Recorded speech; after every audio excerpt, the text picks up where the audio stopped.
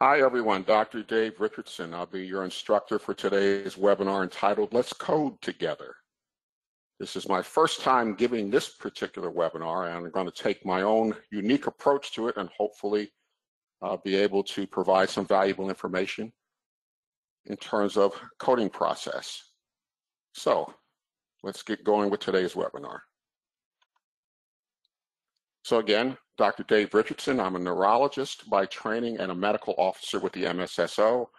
I am physically based in Annapolis, Maryland on the East Coast of the United States. Let's talk about coding. This is a webinar that is going to have some unique features to it. Now, first of all, you have access to a chat pane that will allow you to send questions to Liz that I will attempt to answer at the end. And we're going to do a limited amount of poll, EV, and coding as well. I know that this particular webinar has been taught by other members of the MSSO as well, but I have a perspective that I want to approach this from, which is focusing on principles of coding. And hopefully you'll see the value in that in terms of helping you to be better coders going forward. So let's get going because I have a ton of slides to show you today. The slides will be presented to you or available for you at the end of the course. But let's now just start out by getting on the same page. You had a bad night last night. Specifically, you tossed and you turned all night. You just could not get a good night's sleep because you were pondering a particular question which just troubled you all night and kept you from dozing off. What was the troubling question that bothered you so much? You lay in bed trying to come up with an answer to the question, what is 2 plus 2? So you wake up not feeling particularly refreshed because you tossed and turned, and you decide, I'm going to go and get some answers because I need the answer to that question. So you try to figure out where to start. You start by going and talking to a friend of yours who's a school teacher, and you ask her, what's 2 plus 2? And she smiles, and almost immediately she responds to you, 4. And you thank her and you walk away, but as you're walking away, you start thinking to yourself, could it really be that simple? So you're still not satisfied with that answer.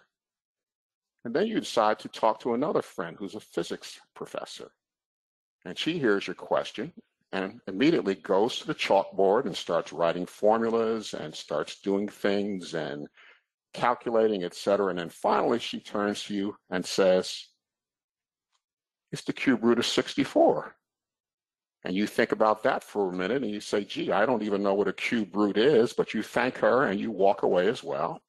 And now you still are feeling unsettled because you've gotten 2 different answers that are very different in terms of their complexity.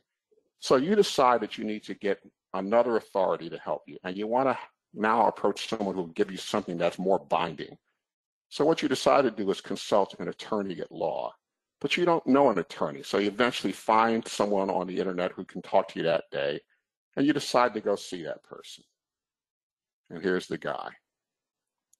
Randolph Ulysses Kidding, known by his friends as, Are You Kidding? And you walk into his office and you say, I need help. Can you tell me what's 2 plus 2? And he frowns for a minute, and then he smiles, and then he gets up. He closes the blinds. He closes the curtains. He locks the door, he turns off the light of his desk, and he leans forward, and in a very low voice, he says to you, what do you want it to be? Now, that was a bit of a story, but it's designed to just get across the point that you had a relatively simple question in mind, but you have now 3 different people give you 3 different responses to this very simple question. One person tells you a very simple arithmetic answer. One tells you something that's a little more complex mathematics, and one person tells you you have absolute creativity in terms of how you're going to define this. That is the challenge that anyone who codes with MedDRA knows that you face. What is the correct code to choose? So I have my own particular approach to coding that I'm going to share with you. I know one thing for sure. You're either going to decide in my presentation that you love my approach or that you hate my approach. And I also want to share with you, I'm a little bit of a clairvoyant. I have a part-time job as well, predicting the future. And I can almost predict what the response is going to be to the webinar, which is you're going to say one of two things. It was practical and pragmatic, or he didn't do enough coding examples. But we're going to move forward with this because what I would like you to do is to approach coding from the perspective of the correct answer is a relative concept, and it involves work on your part to be able to try to come up with correct coding responses. So it's all about context. That's the key in coding. Because in the final analysis, what you're attempting to do is to answer a simple question, which is, how do I code? And you fill in whatever the concept is that you're trying to code from a verbatim report. But context is all based upon perspective. So here's a picture of a guy who's been marooned on an island for 3 months. And he sees a boat. And he's ecstatic. He's yelling, boat, boat, boat. It's the greatest thing he's ever seen. But at the same time, here's another perspective. Here's a guy who's been stuck in a boat for 3 months on the water, and he sees land, and he says, land, land, land. The same situation is viewed differently depending upon what your context is and your perspective. So when it comes to coding, what is the world's most important coding question? It's yours, because we can spend a lot of time talking about coding of concepts that have nothing to do with the reality of what you do from one day to the next. What you really care about is that latest verbatim that you need to do something with, or those series of verbatims that you don't quite know what to do anything with. So this is the most important question. And so it always comes down to what is the correct LLT or code that I should use for MedDRA coding purposes. But a correct answer is an elusive concept for several reasons. And let me share some of them. Products have unique labeling. So your product label, what is known or not known about your drug, has a real impact on how one might code information that you receive. Your drug may be part of a therapeutic class, in which case there's class labeling that is more or less dictated to you, and that will have an impact on how you might code. Your knowledge of your product may not be that mature. You may have a relatively new product in development. And so what's the correct answer for coding?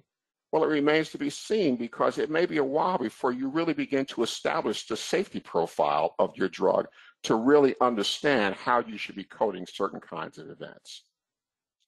You also may be in a situation in either the pre or post-marketing arena where you have coding conventions in your organization that dictate to you what the correct answer is, whether you're in agreement with that concept or not. And there may be regulatory expectations or actual regulatory requirements that differ around the world that dictate what is the correct way to view a coding question. Let's continue with these a little bit more. There may be unique constraints either in your product development because of the kind of drug that you're developing, because of issues that are known to occur with those types of drugs, or you may have internally made a marketing decision that would have an impact on how one might view coding of some kinds of events.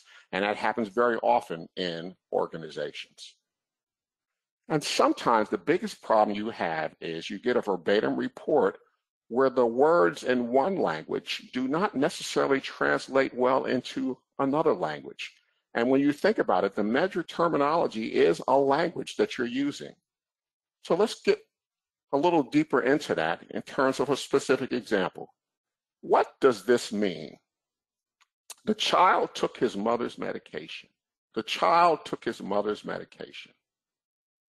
Does it mean this? Where this little boy comes across a bowl of pills that his mother left out on the breakfast table, and he's about to get himself in big trouble by taking his mother's medication? Or does it mean this?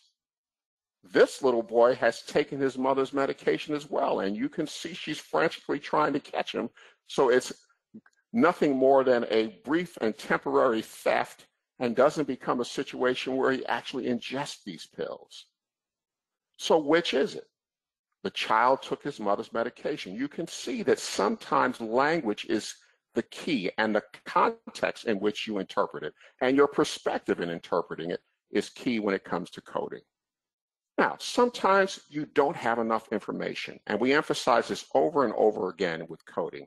When you get conflicting or ambiguous or unclear information, you go back and try to get clarification. Now, I know many of you are going to say, well, that's really kind of unrealistic. I just get a report, and what I have is the report. And I understand that. I've done pharmacovigilance for many, many years. I understand that on the post-marketing side, you may just get a report with no opportunity to get additional information.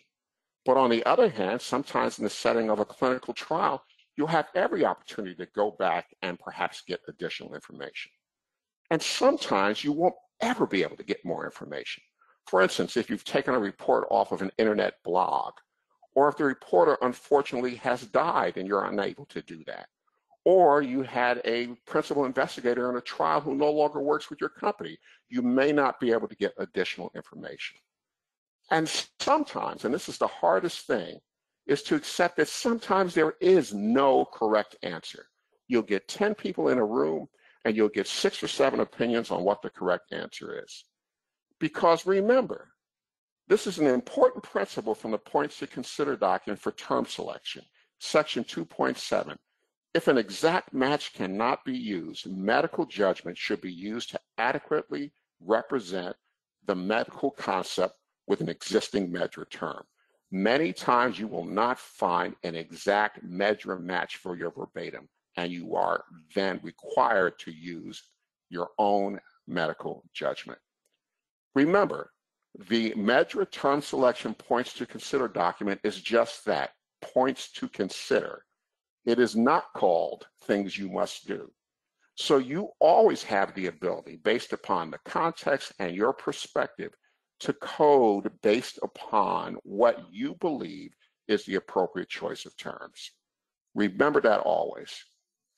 So, who is the best person to make your coding decisions? It's actually you. And that is something that I try to make people understand and embrace, because you're the expert. Very often in these webinars or in face-to-face courses, people will say, well, Dr. Richardson, how do I code this? And ask me to answer when I don't have the benefit and the perspective they have of knowing their labeling, knowing whether it's class labeling, knowing the regulatory environment in which they're working, knowing what arrangements or agreements they've made with regulators, how risk adverse their company is, et cetera, et cetera. So in fact, if you ask me and put me in those positions, I very rarely will attempt to give you a quote correct answer. Because if you take your marketing application and do coding based on something that I tell you off the cuff, and you submit it to a regulatory agency who then responds back to you, we don't like the way that you have coded these things, you'll say, well, Dr. Richardson from the MSSO told me such and such, and you know what they'll say? Dr. Who? So, very important, you're the expert. So let's think about this in a practical sense. Suppose you can't decide whether to code with the LLT feeling jittery or the LLT tremor. And you have a database of 15,000 cases, and this is 1 out of 15,000 cases. I would humbly submit to you, does it really matter? Because the fact of the matter is that is so infrequent an event, it's not even going to make it into your adverse event reporting table. What you are more concerned about are the important decisions. When you are sitting in a war room with a bunch of other people, because your drug, which is developed for hay fever, is being associated with some cases of hemolytic anemia, or your drug, which is used for toenail fungus, looks like it might be implicated in cases of Guillain-Barré syndrome, then those are situations where you are doing everything you can to go back and get as much information, queries, interviews, etc., to gather information to understand what may only be 20 cases in your entire database, but 20 important cases that have the potential to either stop your drug from making it on the market or get your marketed drug pulled from the market.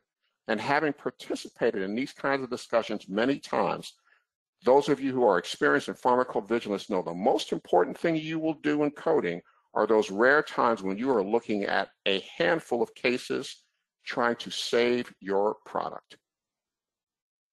So let's do some coding. You never actually do coding. We just talk about some coding concepts. Now, we're scheduled for an hour today. I don't suspect we will run an entire hour, and that'll leave us plenty of time for questions. But I do want to go through this a little systematically and maybe take a little bit of time to emphasize a few things. But that's the backdrop on what I want to do here, was to get you thinking in terms of how you approach coding and making sure that you use the MedDRA term selection points to consider document, which is an extremely valuable document for providing guidance on coding. So I'm going to present a person to you. This is a patient, Mrs. G, we'll call her. She is a person who's taking one of your products. It doesn't matter whether she's taking it in a clinical trial or it's already in the market and she's taking it in a post-marketing setting. She's taking one of your products and she's having a problem. Now, she may be reporting that problem to the principal investigator during a study visit, or she may be telling her doctor about it in his office when she's back seeing her primary care physician about the new drug and the problems that she may be having, or she may have picked up the telephone and called a 1-800 number or sent you a message on the internet about the problem that she's having. Doesn't really matter. She's taking your drug, she's having a problem, and you now have to deal with her problem. What is she reporting? I smell bad. That's what she tells you. I smell bad. So, being the good, smart person that you are, you start to ask the usual questions. How long has it been happening? Mrs. G tells you 2 months. Is it all the time? Yes. Can you describe the smell, please? Bad. How bad is it? I told you, bad. Does it bother other people? Now, at this point, Mrs. G is getting a little tired with you, and you can tell by her response to that last question. Ask them. Okay. Now, some of you may have seen me use this particular example before, and if you know where I'm going with this, I'm going to ask you not to participate in the poll because you'll basically have the benefit of knowing the point that I'm trying to make here. But here's what I would like you to do. This report from Mrs. G is, I smell bad. I would like you to go into the MedDRA browser and select what you would choose as an appropriate LLT for coding that particular verbatim. So I'm going to give you several minutes to go into PollEV, pollev.com. You're going to enter MedDRA 174 as the instructions tell you, and you're going to type in your response on how you would go about coding that particular verbatim. And I'll give you first about 30 seconds, and then I'm going to open it up and show you the kind of responses that we're getting.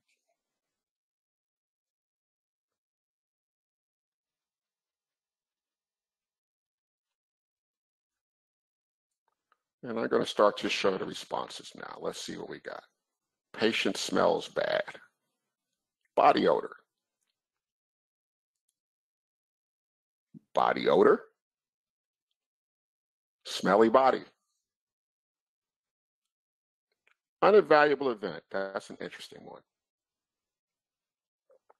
Ill-defined disorder. Unevaluable event. Body odor.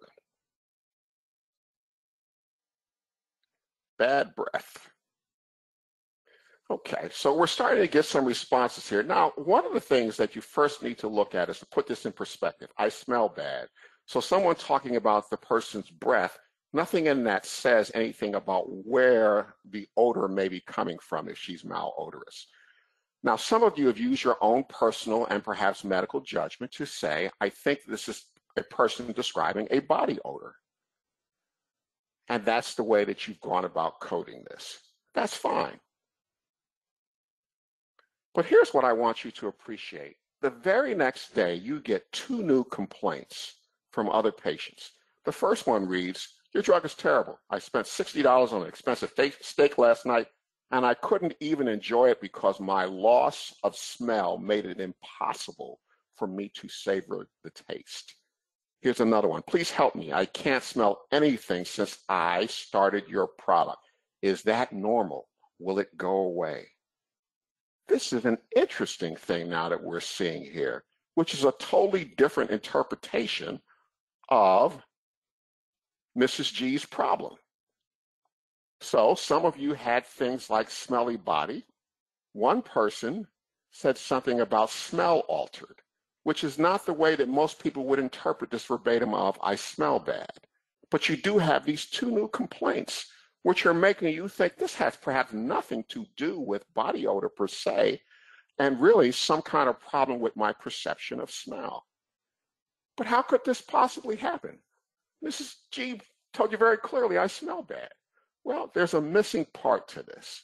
And what is the missing part? Mrs. G's son. Because what you need to know and would have to have the perspective and would have to know the context is Mrs. G's native language is not English. She speaks another language, and English is something that she has struggled with for years trying to pick it up. And normally when she goes to her study visit or goes to her doctor, she takes her son along who acts as essentially a translator. But he had to be out of town. And so when she reported this verbatim, she said, I smell bad. So remember that perspective of always trying to figure out, did you ask the right questions and what's the context in which this patient is reporting to you? So let's think about this important document, the MedDRA Term Selection Points to Consider document. Here is a screenshot of the latest version that was released this month with the release of version 24.0 of MedDRA. Here's what I would like you to do for me. I want you to help me do some coding. I'm going to read this particular verbatim for you. The patient received an infusion of substance W, a chimeric antigen receptor T-cell therapeutic agent for treatment of refractory mantle cell lymphoma. 1 week after therapy, he started to experience worsening headaches, and his family members thought he seemed confused. They brought him to the emergency department for evaluation. He had an imaging study of the brain which showed swelling, and immediately after the scan, he experienced a seizure. He was admitted for treatment of his encephalopathic signs and symptoms. So, patient getting substance W, chimeric receptor, or antigen receptor T-cell therapeutic agent, had refractory mantle cell lymphoma. A week after treatment, experienced headaches, confusion, had an imaging study that showed brain swelling, got admitted after experiencing a seizure for these encephalopathic signs and symptoms. My question to you, what or which LLT or LLTs would you select to code this report? And again, I want you to go into Poll EV and type in the names of actual LLTs that you would use to code that report. And I'm going to go back and show you the report again for just another 15 seconds or so, and then we will move forward and have you tell me how you would go about coding this. So please use Poll EV and type in the LLTs that you think should be used to capture this particular report.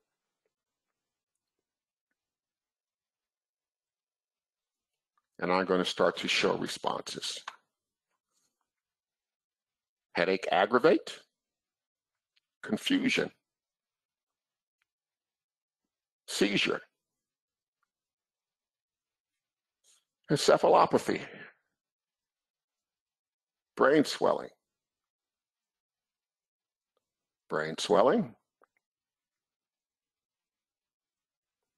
headache, encephalopathy, seizure, headaches aggravated. All right, so as you continue to put things in, I'm going to go back to this slide and point out a few things to you. First of all, we have a drug that was administered. It's a chimeric antigen receptor T-cell therapeutic agent. We also know that this person had a diagnosis of refractory mantle cell lymphoma. And then we begin to get a series of signs and symptoms like confusion, headaches, brain swelling, and a seizure. We have to begin to think as to whether we have a unifying diagnosis that these signs and symptoms would be characteristic of, and then attempt to, if we have that diagnosis, select the most specific diagnosis from MedDRA that captures that concept. So I'm going to move on and show you what my responses would have been. The LLT mantle cell lymphoma refractory, because it's the indication for the use of substance W, and CAR cell-related encephalopathy syndrome. CAR T-cell-related encephalopathy syndrome. And in order for you to have selected that, you would have to know that this chimeric antigen receptor therapy is known as CAR T-cell therapy, and that there is a specific encephalopathic syndrome associated with it, characterized by things like headache, seizures, confusion, and brain swelling, to know that those signs and symptoms could all be easily rolled in under that diagnosis. Now, we've spent time looking at this, and that is an example of a difficult case to code. But here's my next question, and I want you to answer this truthfully. Have you ever coded a report of T-cell related encephalopathy syndrome? So respond either yes or no.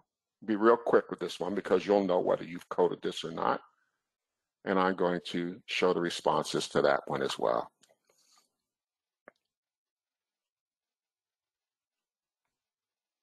And this is not surprising to me at all. 96% of you say, nope, never had occasion to code that in my life. And then obviously we have some folks who are involved in the oncology field. 4% of you say, yeah, I've coded that before. Okay, so we could spend our remaining time boring over some very, very intriguing and difficult things like Toulouse-Hunt syndrome, or Takotsubo cardiomyopathy, or Meigs syndrome, or Astasia-Abasia syndrome, or neuromyelitis optica, or Whelan syndrome, etc. But here's what I would say about those kinds of disorders. First of all, they are rare. Secondly, they are very likely to be reported as the diagnosis itself. You're not going to get a report saying that a patient has transverse myelitis and optic neuritis. You're going to get a report that says they have neuromyelitis optica, or maybe we'll say they have Devick's disease, which is the other name for it. The other thing about disorders like this is they're unlikely to be related to the use of a product, and therefore usually the only context in which you're going to be coding them as is in the context of past medical history. And the other thing about these disorders are there's something that you'll never see, which is another way of saying they're rare. So rather than spending the time with those kind of things which are head scratchers and which you'll get some degree of perhaps satisfaction if you're really able to come up with those obscure diagnoses, here's what I would like to do. I'd like to expend our remaining time focusing on a few principles from the PTC that I think have the potential to make you a much better coder. The first one will be term specificity in MedDRA. The second is death as a patient outcome. The third is congenital versus acquired terms, plus a bonus topic on a pressing issue that many of you are concerned about.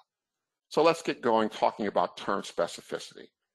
I want to show you a big number, 83,291. What is that number? It's the number of LLTs in MedDRA version 24.0. And because you code using LLTs, you can see that you have a tremendous potential in terms of terms that you can select. High levels of specificity, high levels of granularity at the LLT level. And MedDRA, because of its granularity, has some very unusual LLTs. For instance, there is a MedDRA term for stork bite. Stork bite. What does that mean? Are we literally talking about a stork biting you, as in the case of this poor fella? No, we're not. Stork bite is a reference to congenital birthmarks. So here are two babies with birthmarks. This child has what's called a nevus of the face, which in this particular case, one might call it a port wine stain. It's typical of a dermatologic or cutaneous manifestation that one might see in a disorder called Sturge-Weber syndrome. On the other hand, this other child has something going on in terms of a birthmark at the back of his neck. And this is typically what one identifies as stork bite because of its location. And why is it called stork bite? Because as the legend would have it, when the stork picks this baby up to deliver the baby to you, they were a little clumsy, picked the baby up by the back of the neck, and left a congenital bruise on the child that should get better with time. But what kind of other unusual things are there in MedDRA? Retirement of spouse. Well, what do you care about retirement of spouse? Well, not everybody who uses MedDRA is involved in drug development. Some social scientists may be using MedDRA for coding lifestyle characteristics and historical things that might be very important for their particular research. Decapitation, a mechanism for death, which is captured in MedDRA. Medicinal leech application. All medicine does not involve taking drugs. The leech application is used very commonly as a medicinal methodology. Pathological gambling is in MedDRA. And I know you'll say, who cares about pathologic gambling? Well, you might care quite a bit if your drug is a dopamine agonist for treatment of certain kinds of movement disorders, because some patients who take those drugs have a disinhibition syndrome where they compulsively do things like shop or gamble. Very important. Thumb sucking could be a manifestation of a motor tic in certain kinds of patients with movement disorders. Cryophobia, a fear of being cold, may be an indication that in some way a drug causes problems with temperature regulation. So these are unusual things in MedDRA. It's important, therefore, when you are using MedDRA terminology and selecting LLTs to pay attention to the details. As the PTC tells you in section 2.4, a single letter difference in a reported verbatim text can impact the meaning of the word and consequently the term selection. So, first principle, watch the S. As we say in the PTC, if you have a report of lip sore, the LLT is lip sore, the PT is lip pain. On the other hand, if I add a single S here and make it lip sores, it then becomes the LLT lip sores and the PT is now cheilitis. Two different concepts based upon the addition of an S to one of those terms. How about if you had the verbatim, he had headaches? If I go into MedDRA and I type in headaches, what I get is a list of potential LLTs, none of which I should use because they all have qualifiers such as tension headaches, migraine type headaches, cluster headaches, none of which you know about this person. You just know they had headaches. So in point of fact, what you'll end up having to do in this case is remove the S and code this as headache. Otherwise, you would be guilty if you use any one of these LLTs of inferring something that is not in evidence. You don't know anything about the type of headache this person is having. Here's another example. She had labor contractions. You type in labor contractions into the browser and you get no results. And that's because labor contractions is not in MedDRA. So you say, well, let me be a little more clever and try something different. I'm going to type in labor pains, and you do get an LLT, labor pains stopped. But you shouldn't use that LLT because if you look at what the PT is for labor pains stopped, it is under the medical concept of arrested labor. And nothing here tells you that this was arrested labor. It simply tells you that this woman was having labor contractions. And therefore, here's a situation where you had to choose an alternate term in the singular and code this as labor pain. Gender is important. MedDRA has an LLT for breast cancer, but it also has an LLT for breast cancer female, and it also has an LLT for breast cancer male. Why the distinction?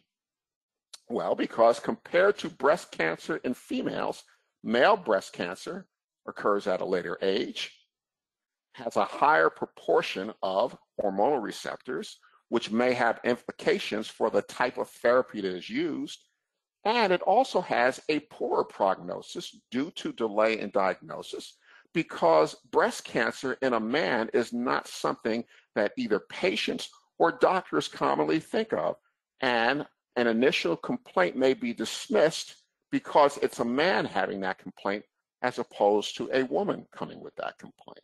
So, when appropriate, consider the use of demographic terms when they exist in MedDRA. Age is important too. We have age-specific terms in MedDRA. For baby, for instance. So we have an LLT for jaundice in baby. So when you have a newborn with jaundice, you may want to use that term because it's specific for babies. How about shaken baby syndrome? This is a specific syndrome that is much more specific than just simply saying physical abuse. That is very nondescript and doesn't get across the fact that this is happening in a baby. Neonatal. We have terms for bradycardia neonatal and neonatal hypertension, and newborn terms for things like pulmonary edema in a newborn or convulsions in a newborn.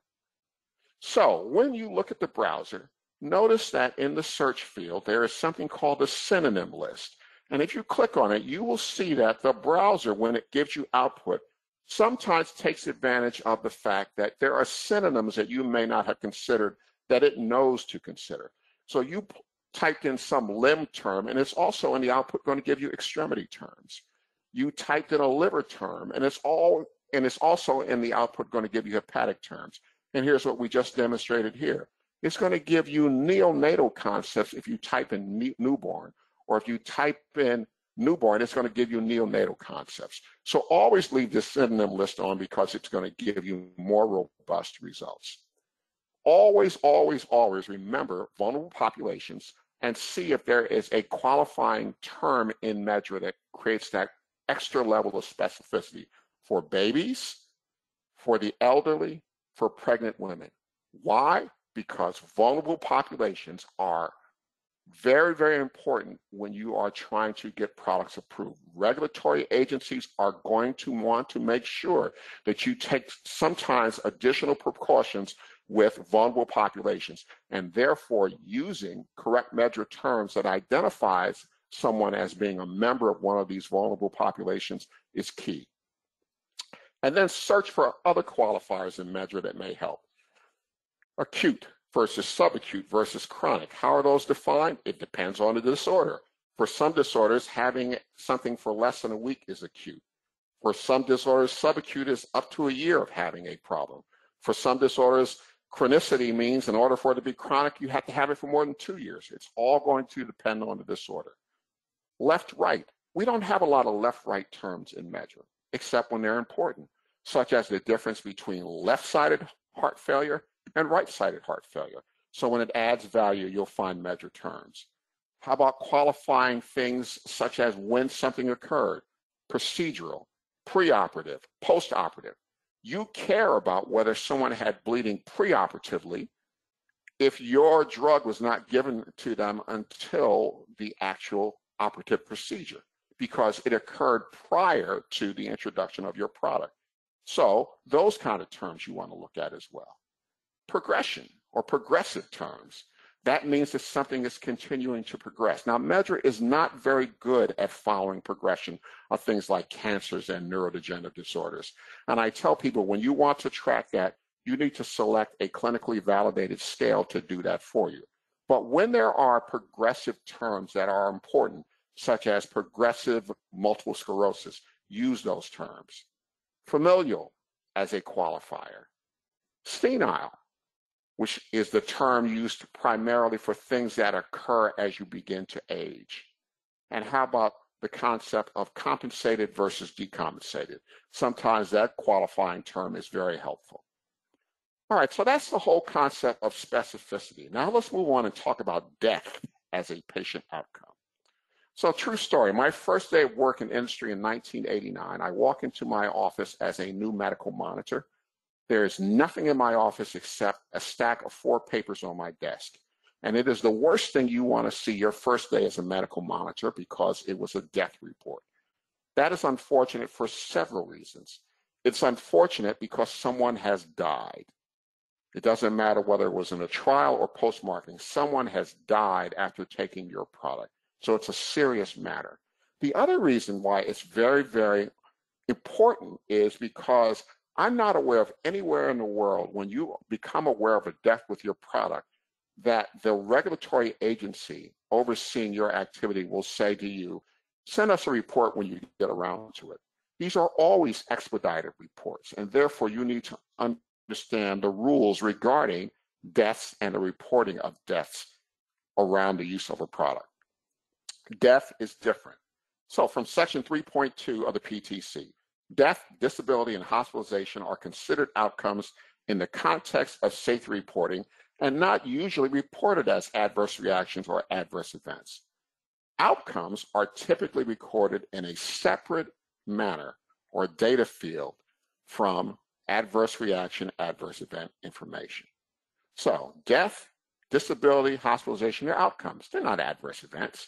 And typically what you do is have another field in your data collection form where you capture the outcome, such as death or recovered with sequela, whatever happened in terms of that patient's outcome. So we need to follow our PTC principles.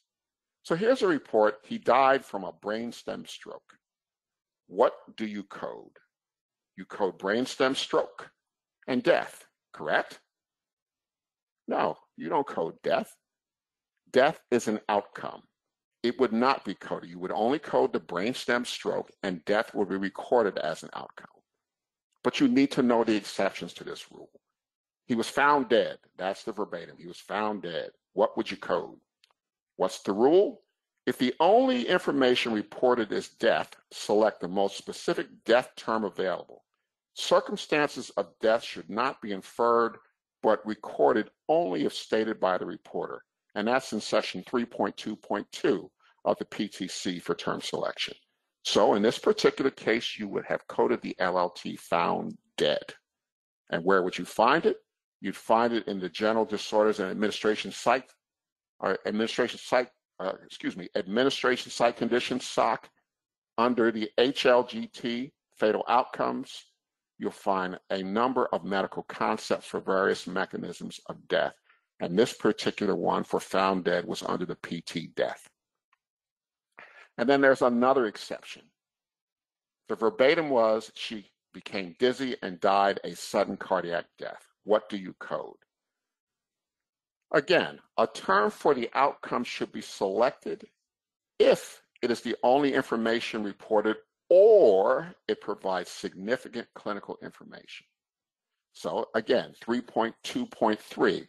So in this particular case, you would have coded the event, which was dizzy, but I would suggest that it would also be appropriate in this particular case to capture that this person suffered a sudden cardiac death, because that's important. It may say something about a safety characteristic of your drug that you may not be aware of. Okay, let's move on and talk about congenital versus acquired terms. Key principles. Conditions present at birth, whether they're genetic or developed in utero, are considered to be congenital. If the reporter states that a condition was congenital or your medical judgment tells you that it is, you select an LLT from the SOC, congenital, familial, and genetic disorders. On the other hand, if the information states that the condition was not present at birth, then it is acquired. And the rule is to code with the non-qualified term for the condition as long as it is not linked to the SOC, congenital, familial and genetic disorders, because again, you've determined that it is acquired, not congenital. And if a non-qualified term does not exist in MedDRA, code using the acquired LLT available in MedDRA. And then here's the last scenario. If no information is available whether the condition is congenital or acquired, code with the non-qualified term for this condition. And if a condition or disease occurs in both a congenital and acquired form, MedDRA will represent the more common of the two, whether it's the congenital form or the acquired form at the PT level, although the word congenital or acquired will not be included in that PT. So as an example, the PT pyloric stenosis. And if we look in MedDRA, we will see pyloric stenosis at a PT level is multiaxial. It more commonly occurs as a congenital lesion, and therefore its primary SOC is congenital, familial, and genetic disorders with a secondary SOC of gastrointestinal disorders. Okay, now that's all clear as mud. But in fact, if you need some refreshing on the congenital and acquired concepts, go to section 3.11 of the points to consider. And then we're going to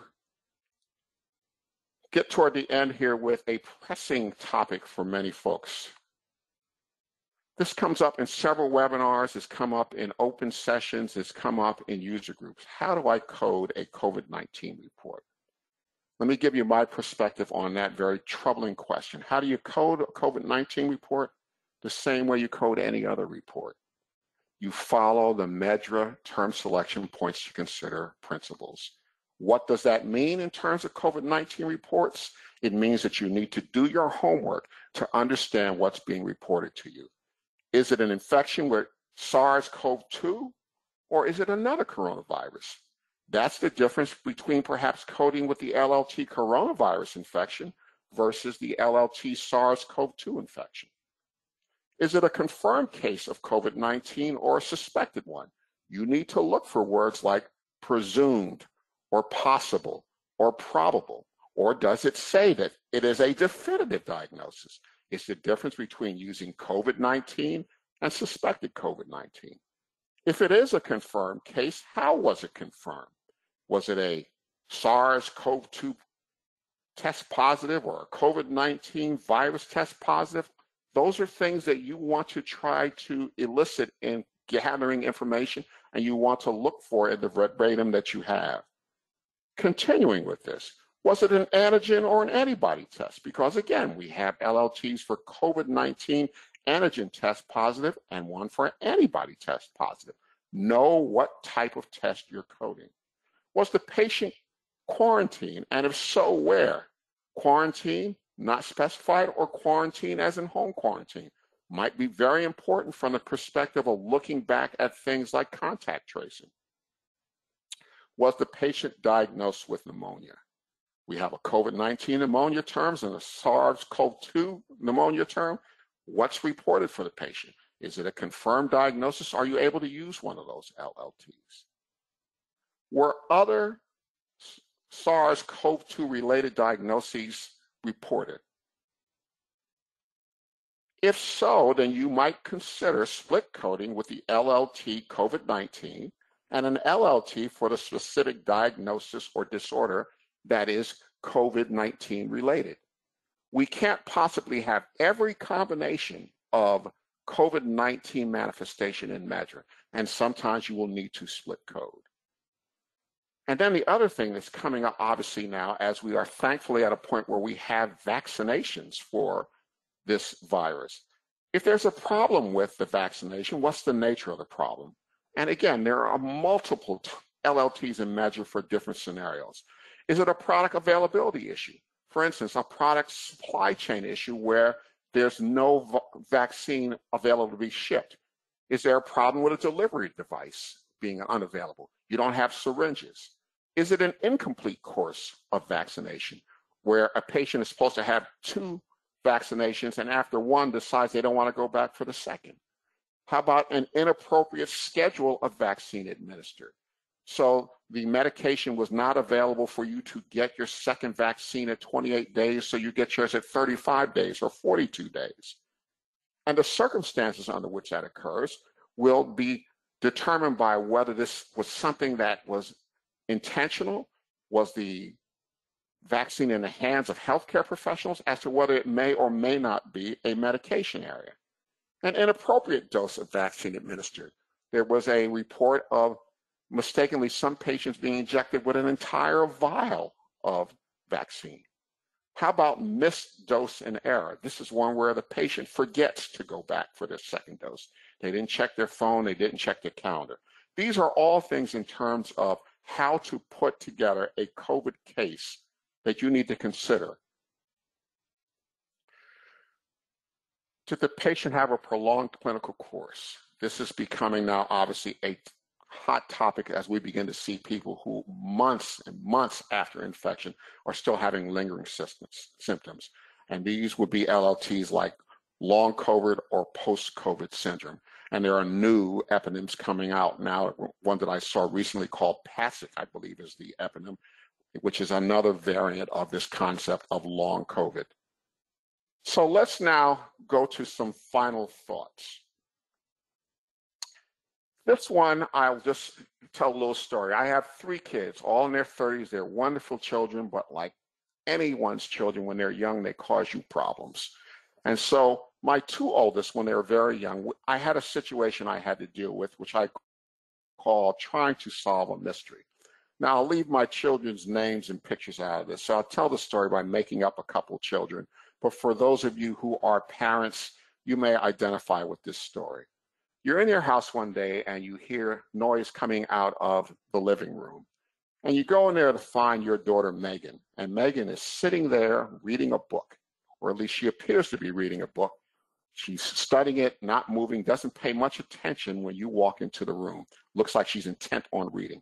But at the same time, you also notice somebody else in the room, her younger brother, Troy, who is screaming his head off. And now you have a mystery to solve.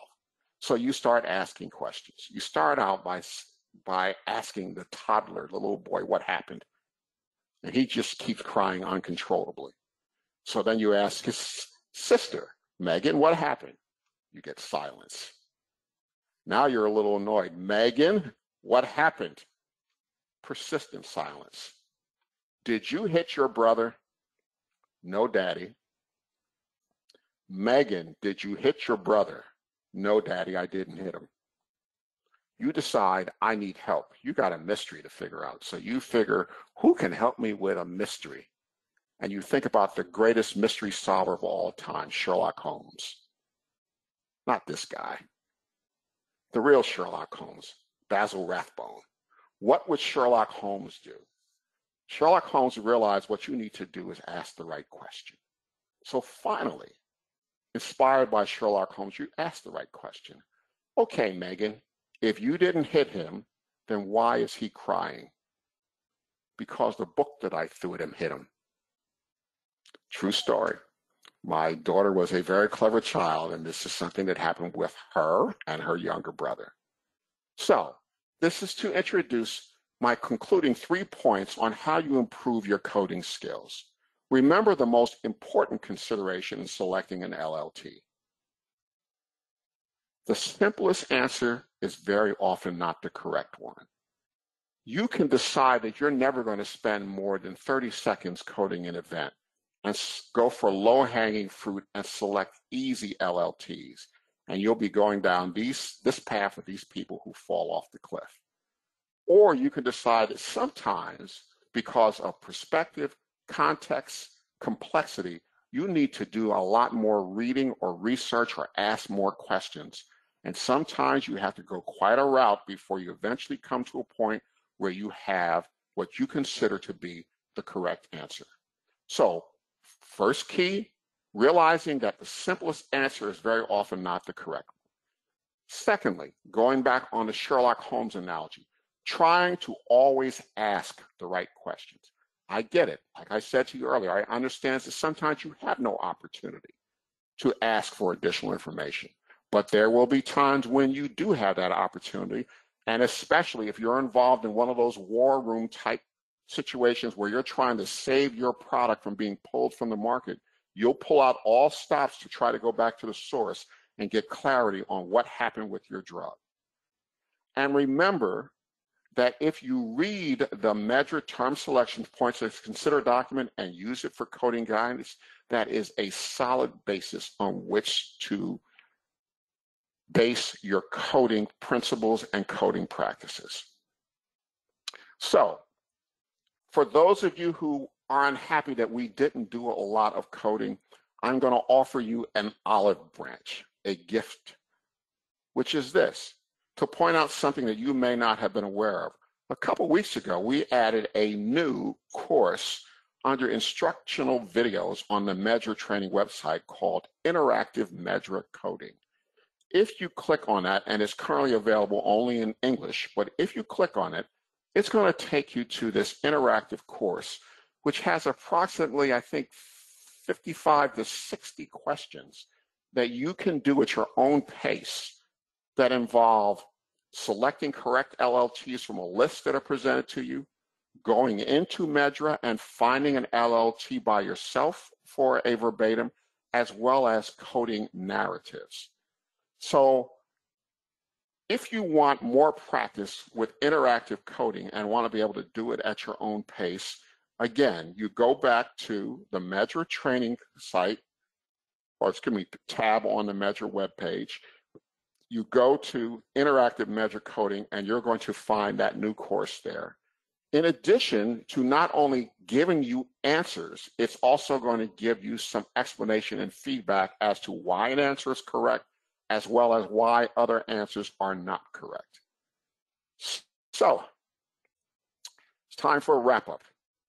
I think I'm just as tired as talking for an hour as you are of listening to me for an hour, but I hope that this has been a helpful perspective on coding and how one goes about those thorny coding concepts that we have. It's all about context and perspective, because you're the expert on your product and the environment in which your product is being developed and used.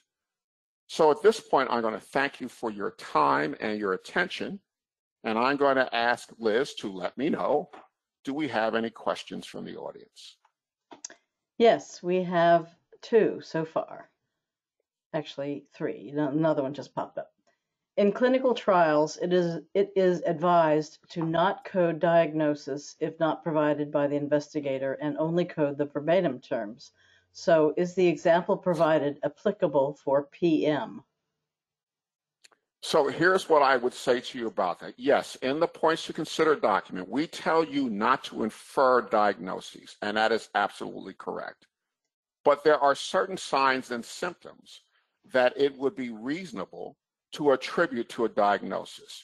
So in fact, when someone has been diagnosed with chest pain, shortness of breath, sweating, and myocardial infarction, there is a definitive diagnosis. And in that case, all you do is code the definitive diagnosis. On the other hand, if you only had those signs and symptoms without the definitive diagnosis, you can't infer diagnosis, and you will be in a situation where you may need to code those signs and symptoms until you can actually get validation that that was part of a myocardial infarction event, and then it may be necessary to recode. So you are absolutely correct. On the other hand, in the example that I gave you about the cart encephalopathy, that is a known entity where if you were to look up the characteristics and find that you had headache, confusion, seizures, and brain swelling as universally agreed to be part of what one would see in cart encephalopathy, you might have as a coding convention that whenever you come across a case that has that constellation of things, that you're going to code it as the encephalopathy, even if it's not necessarily in the report. But that's something that would be a coding convention that you would create, and I would always say, discuss that intention with the regulator who's going to be reviewing your document, because you don't want them to be surprised that you have taken license to do something without approval to do so. So thank you for that question. The next question. AE reported as procedures.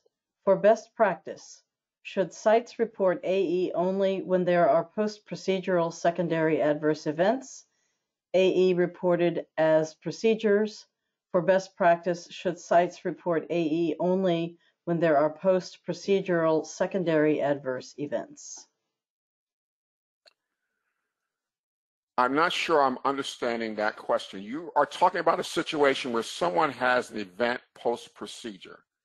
And from my perspective, just from the environment in which I was raised as a drug person initially, whenever something happens post-procedure where your product could in any way, shape, or form have been involved in the development of that post-procedural event, we always reported that. We did not take the license of saying that couldn't have been our product that was involved in this post-procedural complication that we're seeing. So I hope that helps you with that particular question. Next question. Next question. Should you always code the LLT for indication of use or only when an AE is present? So in terms of whether you code indications for use, that depends upon the coding conventions of your organization. But I also think that the coding conventions of your organization are going to be dictated somewhat by what the regulatory expectations are. So again, I grew up in a drug environment where we coded everything.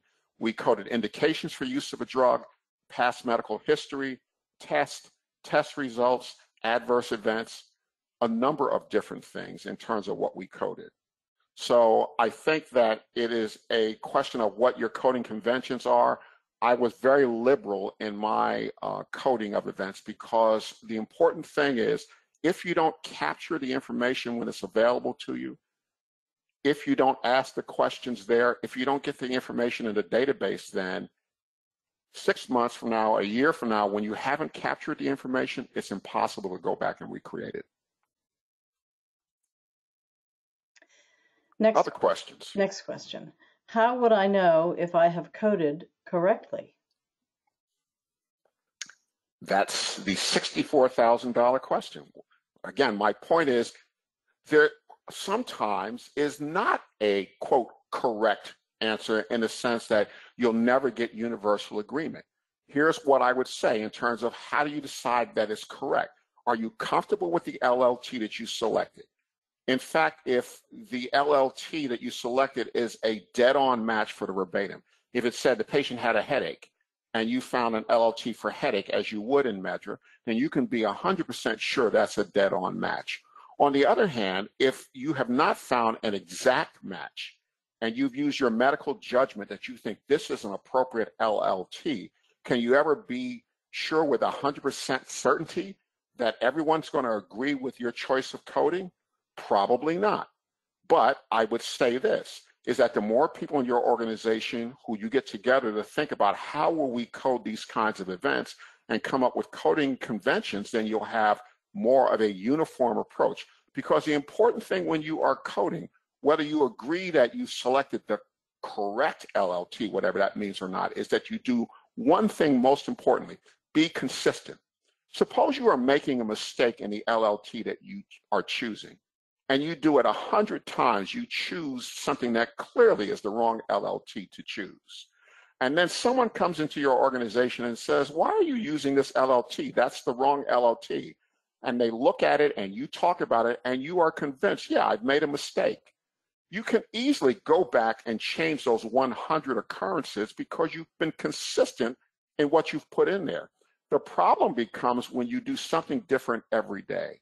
So the whole point of correct versus an incorrect is relative. All I can say is that the PTC is designed to help you try to be accurate if you follow the principles, and at least if you're consistent in what you're doing, following conventions and following the PTC, even if you are inadvertently or unintentionally choosing LLTs that are not the best LLTs, the correction of that is far easier if you've been consistent in the mistake that you've been making.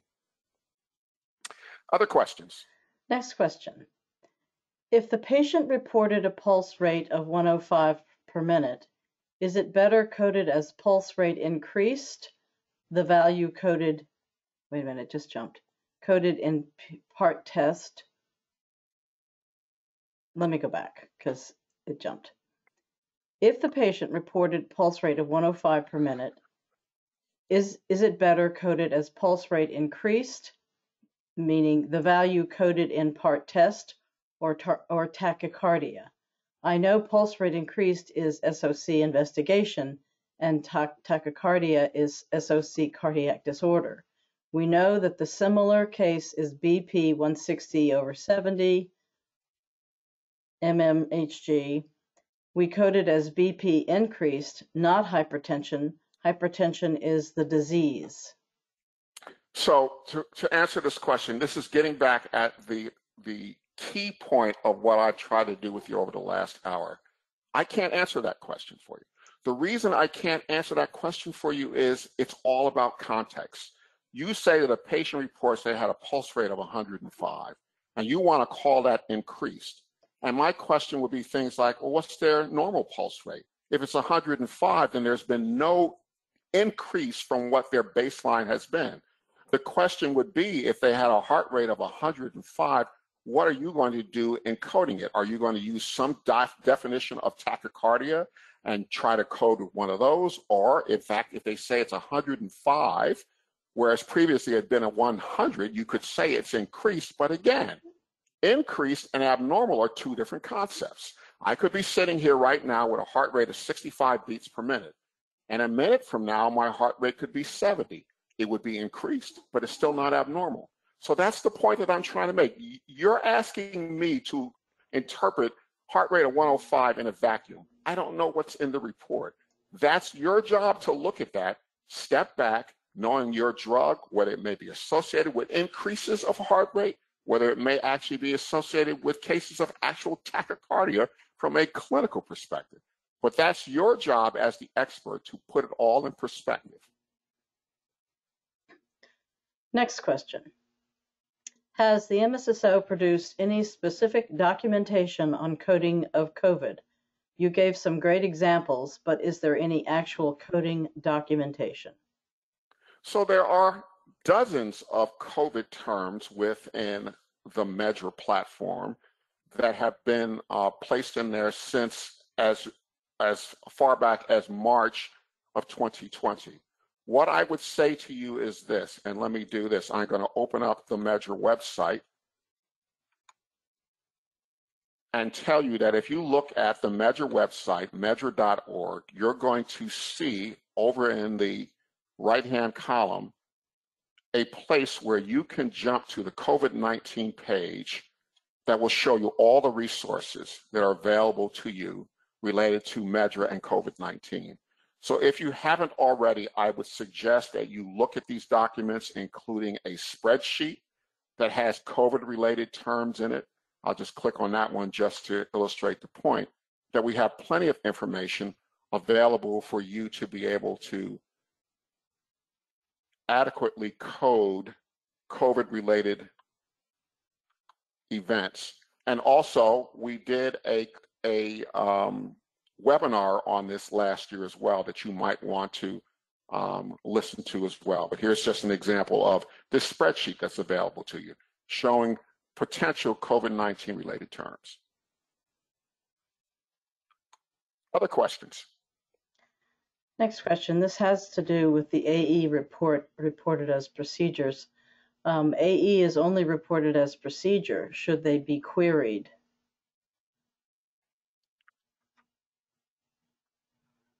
Well, you're asking me about what process your organization should follow when you have what you consider to be incomplete information.